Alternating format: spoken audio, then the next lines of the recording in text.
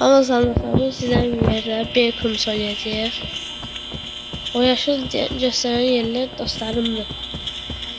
Deyə bilməm, tanımadığım dostlarımdır. Siz onu bu videoya like atın, abunə olun ki, belə videoların devam gəlsin.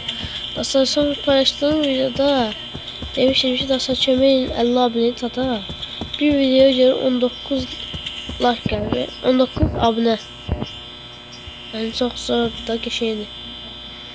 Bu videoya da abunə olun. Bu videoda abunə olun. Belə videoların devamı gəlsin. Ama ben buradan çıkamadım. Nasıl geliyor?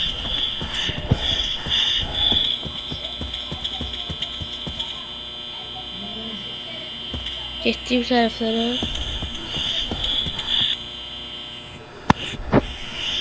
Eğer bunun başka bir dostlarım oynamamı ise tanış bir dostumdur. Oynamamı ise bu videoya like atın. Like atın ki o dostumla oynuyor. İndi oyunu çox oynamamışam, yaxşı bilmirəm. Azıq baxmışam videolarına.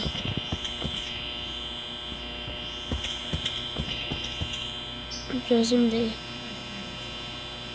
Axır kim qoymuşam bunu?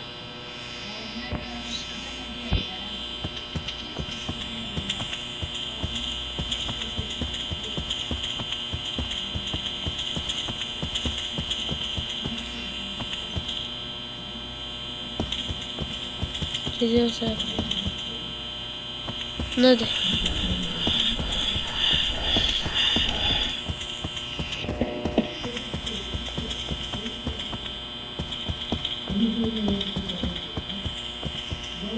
Bura nerede?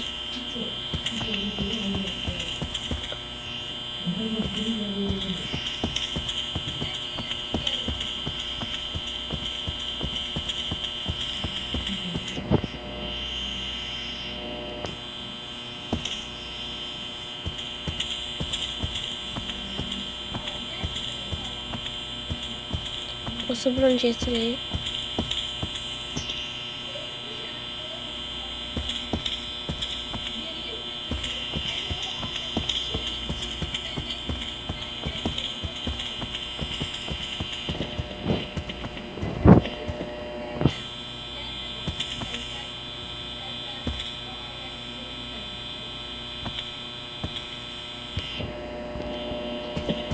Burada bir kapılar da var.